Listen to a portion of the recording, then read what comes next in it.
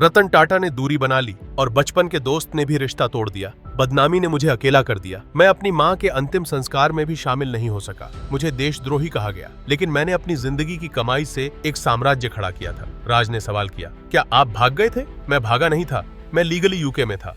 और सबसे गहरी बात, मैं कोई घोटाला नहीं, एक सपना था। तो क्या विजय माल्या वाकई दोषी हैं? ये सिर्फ एक इंटरव्यू नहीं, ये उस सच्चाई की झलक है जिसे दुनिया ने नजरअंदाज कर दिया। एक आदमी जिसका नाम एक वक्त में इंडियन सक्सेस का सिंबल था, आज वही नाम है कोर्ट्स के चक्कर लगाने वाली फाइल्स का। विजय माल्या, जिसे दुनिया ने देखा एक किंग की तरह जीते हुए, पर फिर देखा गिरते हुए हेडलाइंस, हालत और हवस के बीच। पर क्या यह कहानी सिर्फ एक चोर की है या एक बिजनेसमैन की जो सिस्टम से हारा? आज हम जानेंगे विजय माल्या की कहानी, उसकी जुबानी भी, उसके पॉडकास्ट से, उसके सच से और उसके सपने से।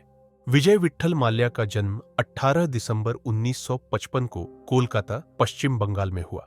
उनके पिता विट्ठल माल्या यूनाइटेड ब्रूअरीज के चेयरमैन थे, जिन्होंने भारत में शराब उद्योग का पूरा लैंडस्केप ही बदल दिया। विजय माल्या ने अपनी स्कूली शिक्षा लखनऊ के ला मार्टिनियर कॉलेज से प्राप्त की और फिर ग्रेजुएशन की डिग्री केमिस्ट्री में कोलकाता के सेंट जेवियर कॉलेज से ली। लेकिन उनकी असली शिक्षा तो बिजनेस के बोर्डरूम्स में हुई, अपने पिता के साथ। सिर्फ 28 साल की उम्र में साल 1983 में विजय माल्या बने यूनाइटेड ब्रूअरीज ग्रुप के चेयरमैन, अपने पिता की मृत्यु के बाद। उस समय यूनाइटेड ब्रूअरीज 60 कंपनियों का एक विशाल ग्रुप था। माल्या ने इस कॉम्प्लेक्स नेटवर्क को स्ट्रीमलाइन किया और खड़ा किया एक नया एम्पायर। शराब उद्योग में विजय माल्या का नाम एक रेवोल्यूशन बन गया। किंगफिशर बियर बन गई एक पैन इंडिया सेंसेशन और धीरे धीरे एशिया की टॉप बियर ब्रांड्स में गिनी जाने लगी। लेकिन विजय माल्या सिर्फ बिजनेस नहीं बेच रहे थे, वो एक सपना बेच रहे थे। मैं प्रोडक्ट नहीं बेचता, मैं लाइफस्टाइल बेचता हूं। Kingfisher calendar, Kingfisher swimsuit models, fashion shows, ये सब उस ब्रांडिंग का हिस्सा थे जिससे माल्या खुद को भारत का रिचर्ड ब्रैंसन बनाना चाहते थे। आरसीबी, फॉर्मूला 1 टीम, पेज 3 पार्टियां, हर जगह बस एक ही नाम गूंज रहा था, विजय माल्या। 2005 एक और सपना उड़ान भरता है, किंगफिशर एयरलाइंस।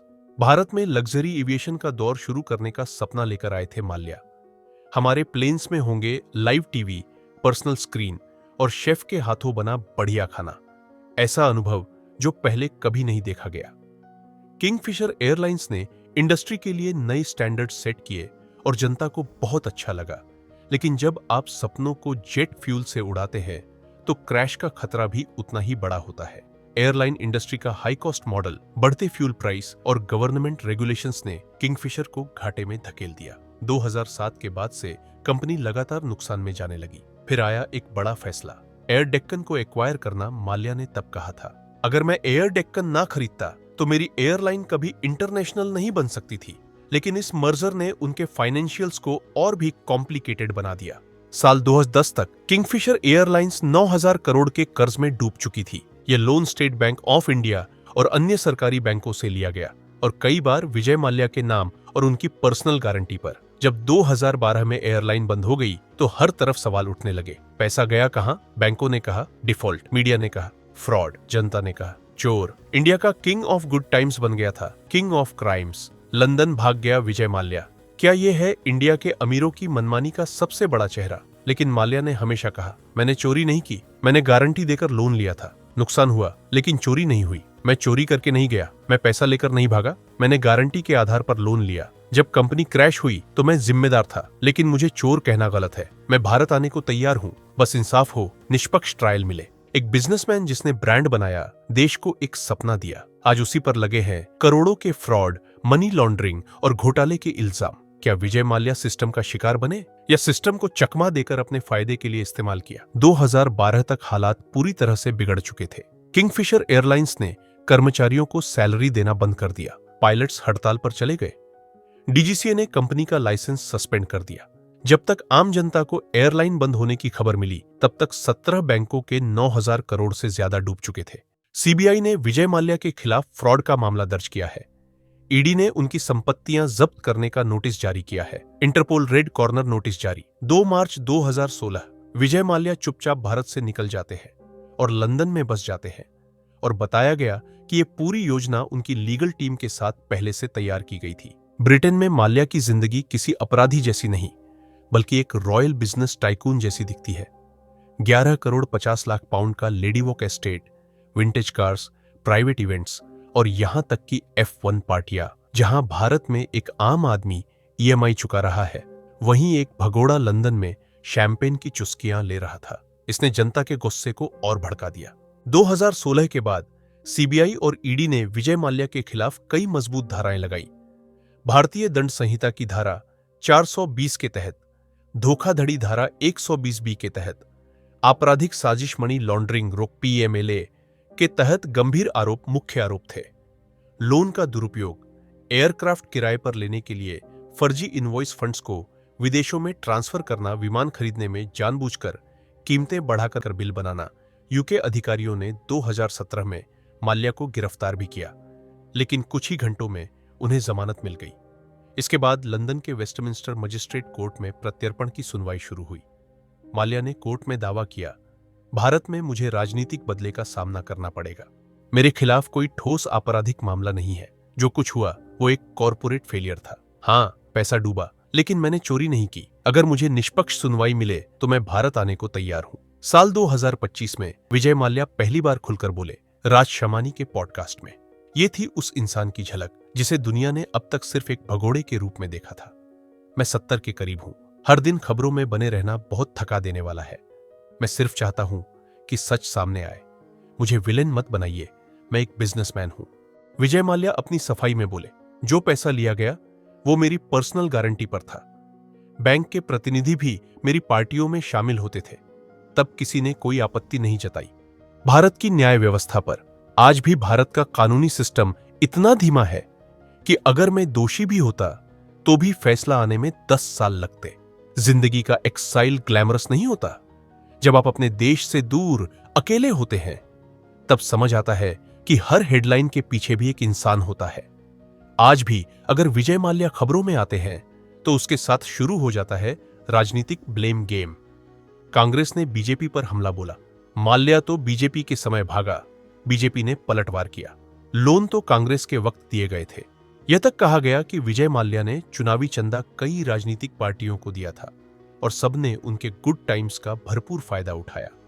जो कल तक विजय माल्या के साथ फोटो खिंचवाना चाहता था, आज वही उसे देशद्रोही कह रहा है। IPL के सबसे ग्लैमरस और फ्लैम्बॉयंट टीम ओनर RCB के असली शेर विजय माल्या ही थे। उन्होंने विराट कोहली को टीम की पहचान बनाया। पार्टियां, प्रमोशन, पावर, RCB उनकी पहचान थी। RCB मेरा दिल था। हर जीत और हर हार में मैं टीम के साथ था। आज भी उनके साथ मेरी इमोशनल अटैचमेंट है। लेकिन जब ED ने उनकी संपत्तियां जब्त की, RCB भी हाथ से निकल गई। मैंने विराट और टीम से आखिरी बार 1915 में मुलाकात की थी। उसके बाद सब कुछ सिर्फ एक कॉर्पोरेट प्रोसेस बनकर रह गया। एक वक्त था जब विजय माल्या को किंग ऑफ गुड टाइम्स कहा जाता था और आज वो लंदन की क्राउन कोर्ट में अपने अस्तित्व की लड़ाई लड़ रहे हैं। क्या ये सिर्फ एक बिजनेसमैन की कहानी है या फिर पूरे सिस्टम की खामियों की भी? 2018 में वेस्टमिंस्टर मजिस्ट्रेट्स कोर्ट ने विजय माल्या के प्रत्यर्पण को मंजूरी दे दी थी। जज एम्मा अर्बथनॉट ने कहा, प्राइमा फेसी सबूतों के आधार पर विजय माल्या ने धोखाधड़ी और मनी लॉन्ड्रिंग की है। कोर्ट कहती है कि विजय माल्या ने जानबूझकर लोन का गलत इस्तेमाल किया, फंड्स को विदेशों में डाइवर्ट किया और झूठे दस्तावेजों के सहारे लोन अप्रूव कराए। विजय माल्या की लीगल टीम का जवाब, यूके हाई कोर्ट में अपील, राजनीतिक शरण, पॉलिटिकल असाइलम की अर्जी, मानवाधिकार उल्लंघन का तर्क। 2017 पहली गिरफ्तारी, लेकिन जल्दी जमानत 2018, प्रत्यर्पण आदेश पारित 2019, हाई कोर्ट में अपील 2020 से 21, गोपनीय कानूनी मुद्दों के चलते देरी 2022 से 24, प्रत्यर्पण अटका रहा। भारत अब भी इंतजार में 2025। राज शमानी पॉडकास्ट से केस पर फिर से जनचर्चा शुरू। भारत की जांच एजेंसियां CBI और ED पूरी फाइनेंशियल ट्रेल ढूंढ चुकी है। 9,000 करोड़ से अधिक के लोन, 3,000 करोड़ से ज्यादा विदेशों में डाइवर्ट किए गए टैक्स हेवंस जैसे ब्रिटिश वर्जिन आइलैंड्स और मॉरिशियस के जरिए शेल कंपनियां, फर्जी एयरक्राफ्ट लीजिंग बिल, लग्जरी पार्टियां, विंटेज कारें और फॉर्मूला 1 टीम को स्पॉन्सर करने में फंड का दुरुपयोग। भारतीय एजेंसियों द्वारा जब्त की गई संपत्तियां, 11,000 करोड़ की संपत्तियां जब्त। किंगफिशर हाउस, कारें, शेयर्स आदि। ED ने उनकी पर्सनल जेट तक की नीलामी कर दी। लेकिन पैसा पूरा रिकवर नहीं हो पाया और विजय माल्या आज भी लंदन में लग्जरी जिंदगी जी रहे हैं। और फिर पहली बार विजय माल्या लगभग टूटते हुए दिखे। मैं अपनी मां के अंतिम संस्कार में भी शामिल नहीं हो सका। मुझे हर रोज अपराध बोध होता है।